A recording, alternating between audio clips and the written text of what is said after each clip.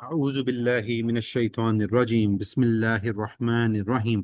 اللهم لك الحمد حمدا كثيرا طيبا مباركا فيه. اللهم صل على محمد وعلى آل محمد كما صليت على إبراهيم وعلى آل إبراهيم إنك حميد مجيد، وبارك على محمد وعلى آل محمد كما باركت على إبراهيم وعلى آل إبراهيم إنك حميد مجيد. اللهم ربنا ظلمنا أنفسنا وإن لم تغفر لنا وترحمنا لنكونن من الخاسرين. اللهم ربنا آتنا في الدنيا حسنة وفي الآخرة حسنة وقنا عذاب النار. اللهم إنا نسألك تعجيل عافيتك وصبرا على بليتك وخروجا من الدنيا إلى رحمتك. اللهم رب الناس أذهب البأس اشف أنت الشافي لا شفاء إلا شفاؤك لا يغادر سقما. اللهم ربنا الله الذي في السماء تقدس اسمك، أمرك في السماء في الأرض كما رحمتك في السماء فاجعل رحمتك في الأرض واغفر لنا حوبنا وخطايانا أنت رب الطيبين فأنزل رحمة من رحمتك وشفاء من شفائك على هذا الوجع فيبرأ. بسم الله أرقيك من كل شيء يؤذيك من شر كل نفس أو عين حاسد الله يشفيك بسم الله يرقيك. آمین یا رب العالمین. پچھلے ہفتے ہم نے کلاس نہیں کی تھی، تو انشاءاللہ جو 2 ہفتے پہلے کا ٹاپک تھا اس کے اندر جو چیز ہم نے پڑھی تھی وہ منافقین کی خصوصیات کے اوپر ہی محض فوکس تھا. اس کے اندر ہم نے یہ دیکھا تھا کہ اللہ تعالیٰ منافقین کی ان صفات کو بتاتے ہیں اور ان کو ایڈریس کرتے ہیں کہ جو طرز عمل انہوں نے رسول اللہ صلی اللہ علیہ وسلم کے ساتھ اپنائے. سورۃ التوبہ بالخصوص مدینہ کے مقیم منافقین کے لیے تھی، اور یہ اللہ کے نبی کو ہر ممکن تکلیف اور نقصان پہنچانے کی کوشش کرتے تھے. منافق کا ہونا کافر کے ہونے سے زیادہ برا ہے، خطرناک ہے، کیونکہ جو منافق ہوتا ہے وہ چھپا ہوا دشمن ہے، اور یہ منافق ایسے ایسے وارداتیں کرتا ہے جو واردات کافر نہیں کر سکتا. مثال کے طور پہ سورۃ التوبہ میں اللہ تعالیٰ نے مشرکین کے خلاف جہاد کا حکم دیا. کیوں؟ کیونکہ وہ اسلام کے دشمن تھے. اب منافقین بھی تو اسلام کے دشمن تھے. آج کی آیات میں ہم دیکھیں گے کہ اللہ نے جہاد کا حکم دیا، لیکن اب جہاد منافقین کے جو خلاف ہے وہ تلوار سے نہیں ہے، وہ طاقت سے نہیں ہے، وہ سیاسی طور پہ آپ نے منافقین سے جہاد کرنا ہے. دور حاضر میں بھی ایسی کالی بھیڑیں، ایسے مومنین اور ایسے لوگ جو کہ مسلمانوں اور مومنین کی صفوں کے اندر ہیں، آپ ان کے خلاف جہاد انہیں قتل کر کے نہیں کر سکتے. اللہ تعالیٰ نے قرآن حکیم میں یہ بتا دیا. آج کی آیات اسی کے اوپر ہے. اب آپ دیکھیں جو آج کی پہلی آیت ہے وہ کیا ہے؟ اعوذ باللہ من الشیطان الرجیم یا ایہا النبی، اے نبی، جاہد الکفار، جہاد کرو کافروں سے، والمنافقین، اور منافقوں سے، واغلظ علیہم، اور ان پر سختی کرتے رہو، ومأواہم جہنم، اور ان کا ٹھکانہ جہنم ہے، وبئس المصیر، اور یہ بدترین جگہ. اب آپ یہ دیکھیں کہ کفار جب سورہ توبہ شروع ہوئی، اللہ تعالیٰ نے مشرکین مکہ کو دے دی وارننگ کہ 4 ماہ کا ٹائم ہے، اس کے بعد تم پر اللہ کی تلوار اترے گی اور تم پر عذاب الہی رسول اللہ صلی اللہ علیہ وسلم کے جہاد سے آئے گا، انہیں قتل کر دو. پھر فتح مکہ ہوئی، ان کو قتل کیا گیا، پھر جو باقی ارد گرد کے قبیلے تھے، غزوہ حنین وغیرہ جو ہم پڑھ کے آئے ہیں، تو رسول اللہ صلی اللہ علیہ وسلم ڈومینیٹ ہو کر آتے گئے۔ پھر اس کے بعد جب رومن پرشینز کی باری آئی تو ٹھیک ہے، جہاد بل اعلان تھا، لیکن ان منافقین کا کیا کیا جائے جو کہ مسلمانوں کی صفوں میں موجود تھے؟ اب اللہ نے اپنے نبی کو حکم دیا ہے، نبی منافقین سے جہاد کرتے رہو۔ اب یہ جہاد کیسے ہوگا؟ ٹھیک ہے، اب آپ یہ دیکھیں، یہاں سے ہمیں ایک اور چیز پتہ لگتی ہے کہ جہاد کی ایک اور ڈیفینیشن بھی ہے، جو کہ اللہ کے نبی نے منافقین کے ساتھ کی۔ اب جب مدینہ کی ریاست قائم ہو گئی، تو جب بھی کوئی اسٹیٹ یا کوئی ریاست قائم ہوتی ہے تو اس کے ساتھ خطرات لاحق ہو جاتے ہیں۔ کیسے خطرات؟ اس ریاست کی دفاعی جنگ، کہ آپ نے ریاست کا دفاع کیسے کرنا ہے۔ دفاع کس سے کرنا ہے؟ بیرونی طاقتوں سے، مطلب دور حاضر میں بھی کفار سے اور منافقین سے۔ مدینہ کی ریاست میں بھی مشرکین مکہ، رومن پرشینز، اور مدینہ کے وہ مسلمان جو منافق تھے، ان سے آپ نے دفاع کرنا ہے۔ دوسری چیز، سیاسی جد و جہد، کہ آپ نے اپنا پولیٹیکل انفلوئنس سوسائٹی میں کیسے رکھنا ہے۔ ہم جب بھی بات کرتے ہیں کہ قرآن ایک مکمل ضابطہ حیات ہے، وہ کیوں ہے؟ کہ یہ انسان کو ہر طرح کی چیز بتلاتی ہے۔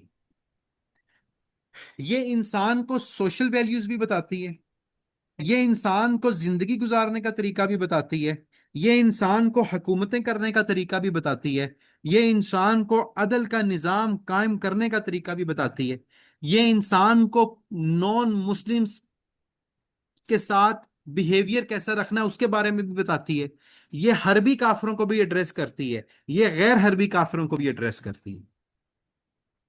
تو سیاسی جد و جہد مدینہ کی ریاست میں دوسرا سگنیفیکنٹ ایلیمنٹ تھا دفاع کے بعد، کہ آپ نے پولیٹیکل ایفرٹس کیسے کرنی ہے۔ آپ رسول اللہ صلی اللہ علیہ وسلم نے صلح حدیبیہ کی، سیاسی۔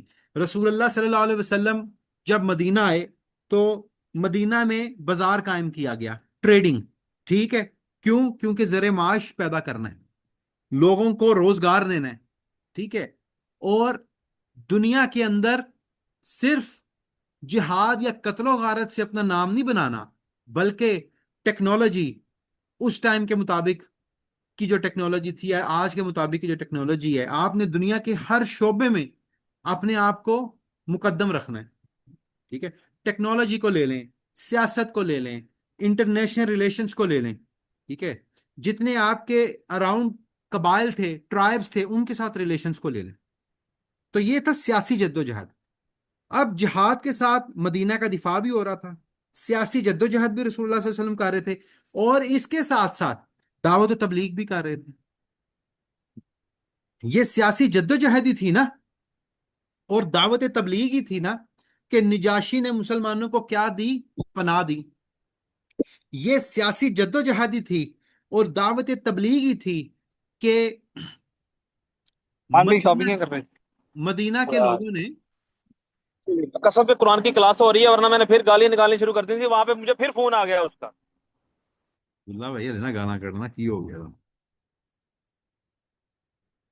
تو نہ ہی کٹیا کرو یار، گانا ضرور کٹنی۔ تو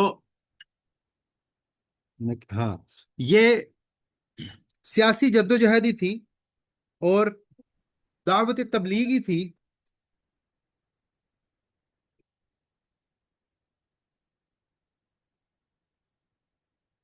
ایک منٹ،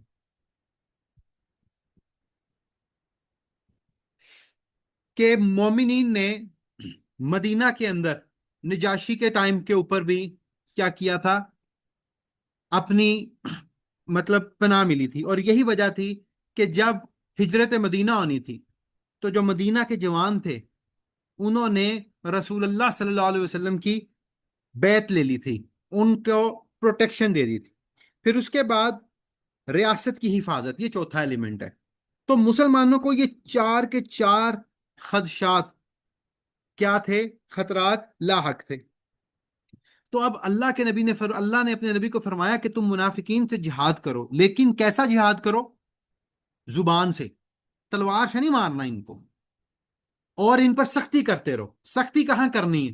سختی وہاں کرنی ہے جہاں تمہیں پتہ لگ جائے کہ ان کی سازش ایکسپوز ہو گئی ہے، تو آپ فرم سٹینڈ لو۔ آپ کو وہاں حسن اخلاق نہیں دکھانا، آپ نے وہاں قانون کے ذریعے سزا اور جزا کا مطلب فیصلہ کرنا ہے۔ منافقین جہاں ان کی کوئی غلطی ملے ان کو دبوچ لو، اس طرح سے ان کے اوپر جہاد کرو۔ تو یہ پولیٹیکل جہاد تھا جو رسول اللہ صلی اللہ علیہ وسلم منافقین کے ساتھ مدینہ میں کرتے رہے۔ ٹھیک ہے، آگے دیکھیں، یحلفون باللہ ما قالوا، یہ قسمیں کھا کر کہتے ہیں کہ ہم نے نہیں کہا۔ وَلَقَدْ قَالُوا، لیکن انہوں نے ہی کہا ہے کیا؟ کلمۃ الکفر، کفر کا کلمہ، وَکَفَرُوا بعد اسلامہم، اور اسلام کے بعد کفر بھی انہوں نے کیا، یہ کافر نکلے۔ وَحَمُّوا بِمَا لَمْ يَنَالُوا، اور انہوں نے اس کام کا قصد بھی کیا جو پورا نہ کر سکے۔ وَمَا نَقَمُوا إِلَّا أَنْ أَغْنَاهُمُ اللَّهُ وَرَسُولُهُ مِنْ فَضْلِهِ، یہ صرف اسی بات کا انتقام لے رہے ہیں کہ انہیں اللہ نے اپنے فضل سے اور اس کے رسول صلی اللہ علیہ وسلم نے دولت مند کر دیا۔ فَإِن يَتُوبُوا يَكُ خَيْرًا لَّهُمْ، اگر یہ اب توبہ کر لیں تو ان کے حق میں بہتر ہے۔ وَإِن يَتَوَلَّوْا يُعَذِّبُهُمُ اللَّهُ عَذَابًا أَلِيمًا، اور اگر یہ منہ موڑ لیں تو ان کے لیے دردناک عذاب ہے، فی الدنیا والآخرہ، دنیا اور آخرت میں۔ وَمَا لَهُمْ فِي الْأَرْضِ مِن وَلِيٍّ وَلَا نَصِيرٍ، اور اس دنیا میں بھی، ٹھیک ہے، ان کا کوئی حمایتی نہیں ہوگا، کوئی مددگار نہیں ہوگا۔ صحیح ہو گیا جی۔ اب یہاں دیکھیں، یہ جھوٹی قسم کھاتے ہیں۔ منافق کی ایک نشانی کیا ہوتی ہے؟ یہ جھوٹی قسم کھاتے ہیں، کہتے ہیں یحلفون باللہ ما قالوا، یہ جھوٹی قسم کھا کے کہتے ہیں کہ ہم نے نہیں کیا، لیکن کیا انہوں نے۔ صحیح ہے۔ اچھا، اب اللہ فرماتے ہیں کہ یہاں یہ منافق کی ایک صفت ہے کہ یہ جھوٹی قسم کھاتے ہیں۔ اب یہاں عقبہ کا واقعہ یاد کریں۔ عقبہ کیا تھا؟ جب رسول اللہ صلی اللہ علیہ وسلم تبوک سے واپس آ رہے تھے تو عقبہ کے مقام پر آپ نے فیصلہ کیا کہ میں یہاں سے واپس جاؤں، اور اصحابہ کے لشکر میں سے 12 منافقین تھے جنہوں نے رسول اللہ صلی اللہ علیہ وسلم پر قتل کی کوشش کی، اور اس وقت اللہ کے نبی کے ساتھ اس کنفائنڈ رستے کے اوپر حذیفہ بن یمان رضی اللہ تعالیٰ عنہ جو کہ رازدار رسول ہیں، اور سیدنا عمار بن یاسر رضی اللہ تعالیٰ عنہ، یہ 2 شخص موجود تھے۔ حذیفہ گھوڑے کو آگے سے تھامے ہوئے تھے، اور عمار بن یاسر گھوڑے کے پیچھے تھے، سواری کے پیچھے تھے۔ اب 12 منافقین نے اپنا منہ کور کیا اور انہوں نے بھگدڑ مچائی اور کوشش کیا کہ اللہ کے نبی کو قتل کر دیا جائے۔ اللہ کے نبی کو اللہ نے وحی سے پہلے ہی بتا دیا، اور اللہ کے نبی وہاں سے بچ گئے۔ اور اللہ کے نبی نے حذیفہ بن یمان رضی اللہ تعالیٰ عنہ اور عمار بن یاسر کو کہا کیا تم جانتے ہو یہ لوگ کون تھے؟ تو انہوں نے فرمایا نہیں، ان کے تو منہ ڈھکے ہوئے تھے۔ ٹھیک ہے، ان کے تو منہ ڈھکے ہوئے تھے۔ تو اللہ کے نبی نے فرمایا یہ وہ لوگ تھے میرے اصحاب میں جو مجھے قتل کا ارادہ کر کے یہاں آئے تھے۔ اور پھر اللہ کے نبی نے ان 12 منافقین کے نام حذیفہ بن یمان رضی اللہ تعالی عنہ کو بتائے، جس کی وجہ سے وہ رازدار رسول مانے جاتے ہیں، اور ان کو یہ راز بتایا گیا۔ اب جب ان کو یہ راز بتایا گیا، ٹھیک ہے، جب ان کو یہ راز بتایا گیا تو انہوں نے یہ راز ہی رکھا، اور یہ نام انہوں نے کسی کو نہیں بتائے۔ اب کچھ دور حاضر کے فتنے لوگ اس بات کو کوٹ اور ان کوٹ کر کے مختلف طریقوں سے پیش کرتے ہیں، جو کہ سراسر غلط ہے۔ کہ لوگ یوں کہتے ہیں کہ دیکھا اللہ کے نبی کے صحابیوں میں بھی تو 12 منافق تھے۔ نہیں، یہ وہی منافقین تھے جو کہ بہروپیے تھے، اور اللہ کے نبی نے فرمایا میرے اصحاب میں، میرے ساتھیوں میں 12 منافق ہیں، وہ جنت میں داخل نہیں ہوں گے یہاں تک کہ اونٹ سوئی کے ناکے میں داخل ہو جائے۔ اور ایک پریڈکشن بتا دی کہ ان کی کمر پہ دوبیلا پھوڑا نکلے۔ تو غرض کہنے کا یہ ہے کہ کسی بھی کتاب میں تبرانی نے لکھا ان 12 کے نام، لیکن کسی بھی کتاب میں مستند نام نہیں ہے۔ اس کی وجہ کیا ہے؟ اس کی وجہ یہ ہے کہ حذیفہ بن یمان جب رازدار رسول تھے تو وہ یہ راز بریک نہیں کر سکتے تھے، وہ رازدار رسول ہی رہے۔ عمر بن خطاب رضی اللہ تعالیٰ عنہ نے حذیفہ سے صرف یہ گارنٹی لی کہ حذیفہ مجھے یہ بتا دو کہ کہیں میرا نام تو ان میں نہیں۔ اب اگر کوئی فتنہ شخص ان 12 کا نام لے کر کچھ صحابہ کی ایسے ہی کوئی کمزوریاں بیان کرنے کی کوشش کرے اور کہ یار آپ کے خیال میں سارے ہی صحابہ جنتی تھے، ان میں تو 12 بھی تھے، اب آپ خود دیکھ لیں جا کر کہ کس کس کی پیٹھ پہ دوبیلا پھوڑا نکلا، تو ایسی باتیں کنفیوژن میں ڈالتی ہیں، شک و شبہات پیدا کرتی ہیں۔ اصل مقصد یہاں نام بتانا نہیں ہے۔ کیوں؟ کیونکہ اللہ کا قرآن کسی بھی خاص ایک بندے کو ٹارگٹ کر پر اس پہ الزام نہیں لگاتا۔ اللہ کا قرآن فریم ورک ہے، یہ بتاتا ہے کہ دیکھو یہ جھوٹے ہیں۔ منافق کی نشانی ہمیں بتاتا ہے کہ منافق جھوٹا ہے، وہ کیا کرتا ہے؟ نفاق کرتا ہے، وہ سازشیں کرتا ہے۔ اللہ یہاں یہ بتانا مقصود تھا، نہ کہ 12 منافقوں کے نام بتانا مقصود تھا۔ تو اس کی تگ و دو میں پڑھنے کی ضرورت ہی نہیں، کیونکہ یہ کہیں صحیح آئے نہیں۔ اگر کوئی اس طرح کی بات یا کوئی چیز بتاتا بھی ہے تو اس پہ یقین کرنے کی بھی ضرورت نہیں، اور اپنے آپ کو شک و شبہات میں ڈال کر اصحابہ کی جو حرمت ہے اس کو پامال کرنے کی بھی ضرورت نہیں۔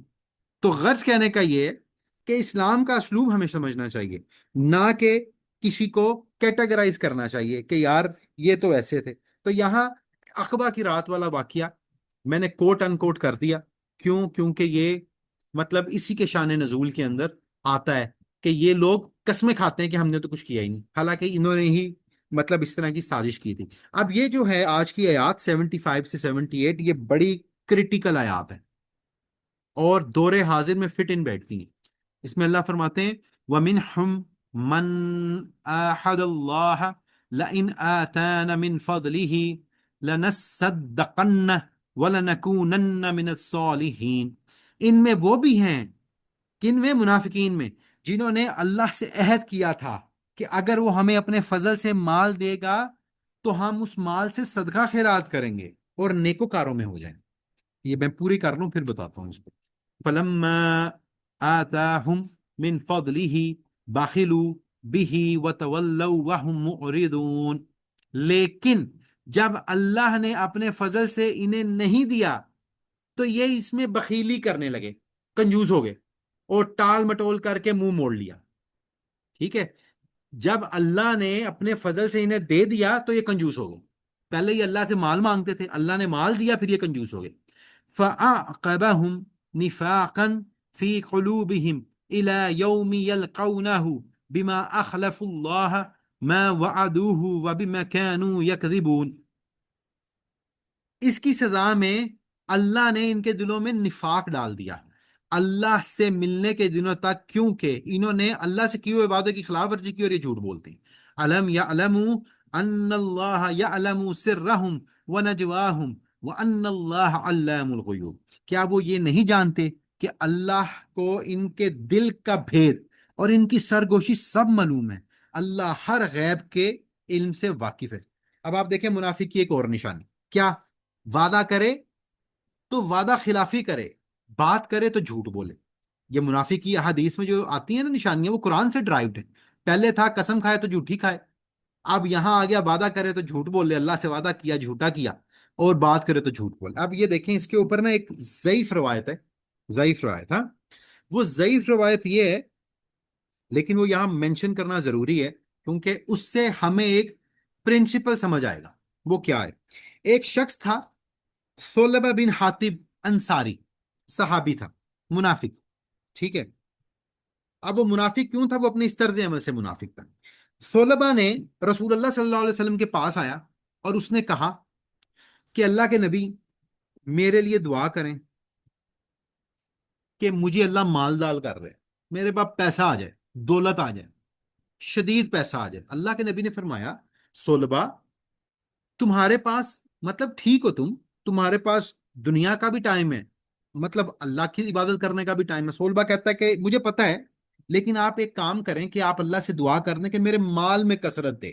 اب آپ دیکھیں کہ پہلی چیز، مال کی کثرت کی بجائے مال کے خیر کی دعا مانگنی چاہیے. اب صلبہ نے یہ دعا کی، دعا کروائی، اللہ کے نبی نے یہ دعا کر دی. اب جب یہ دعا ہو گئی تو صلبہ کو اللہ تعالیٰ نے مال و مال کر دیا.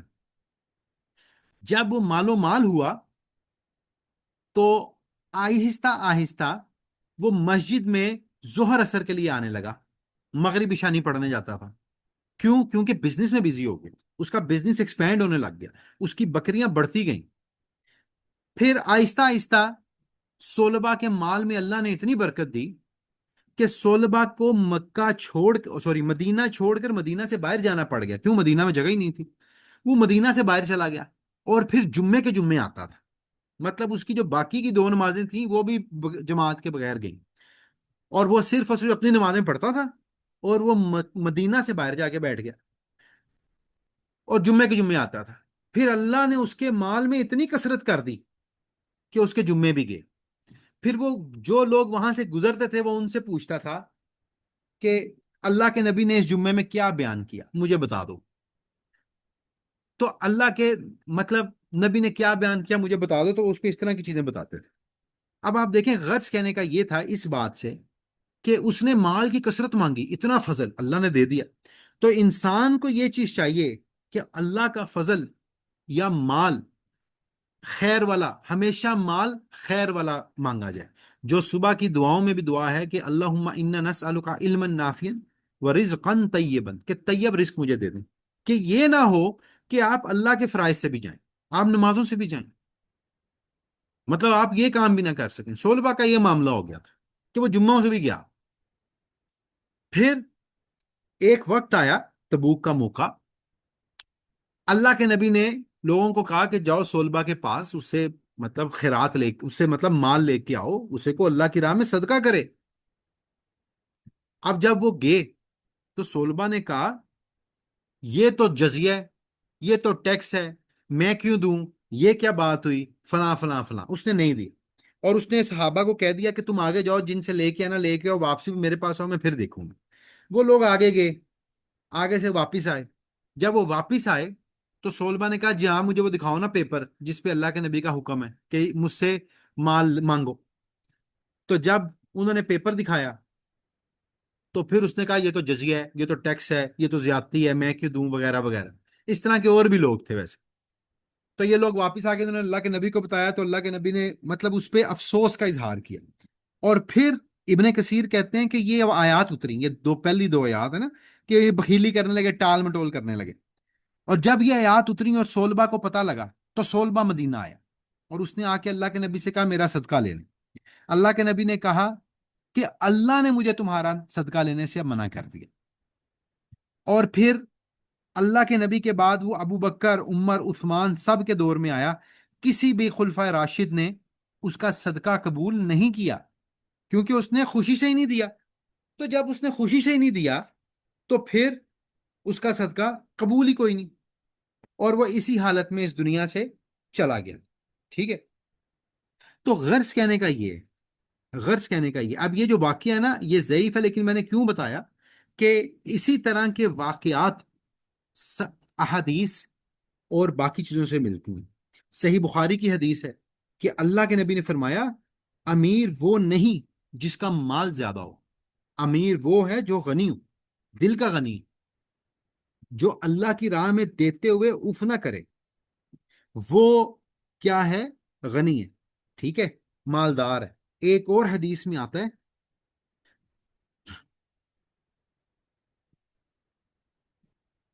پیسہ، روپیہ، درہم، اشرفی، کمبل، مال وغیرہ مطلب مفہوم یہ ہے، بندے کو تباہ کر دیتا ہے۔ کیوں؟ کیونکہ اگر وہ اس کو ملے تو بندہ خوش ہو جاتا ہے، اور اگر اس کو نہ ملے تو وہ غصہ کرتا ہے۔ اگر اللہ نے کسی کو مال کم دیا اور اگر وہ شخص ناشکر ہے، وہ راضی نہیں ہے اس پہ، تو وہ ہلاک ہو گیا، ہلاکت ہے اس کے لیے۔ اسی لیے اللہ نے جو جو مال جس جس کو دیا ہے اس پر شکر ادا کرنا چاہیے، اور اللہ سے طلب بھی مال کی خیر والی کرنی چاہیے، ٹھیک ہے۔ ترمذی کی ایک اور حدیث ہے، دو بھوکے بھیڑیے جن کو بکریوں کے ریوڑ میں کھلا چھوڑ دیا جائے اتنا نقصان نہیں پہنچاتے جتنا وہ آدمی جس کو مال کی ہرس ہو، لالچ ہو، وہ اپنے دین کو نقصان پہنچاتا ہے۔ مطلب اگر ایک شخص کو مال کی ہرس ہے نا، لالچ ہے، تو وہ نہیں دیکھے گا میں کسی کا حق مار رہا ہوں، وہ تمیز نہیں کرے گا حلال ہے کہ حرام ہے، وہ دنیا کے پیچھے پڑ جائے گا۔ تو اللہ کے نبی نے اس کی مثال دی کہ اگر آپ دو بھیڑیوں کو بکریوں کے ریوڑ میں چھوڑ دو جو بھوکے ہوں، بکریوں کا ریوڑ بے شک وہ پورا کھا جائیں، وہ اتنا نقصان نہیں ہے جتنا نقصان ایک انسان کی مال کے لیے ہرس ہے۔ یہ صلبہ کی ہرس ہی تو تھی کہ اس سے دین کے سارے معاملات چھٹ گئے۔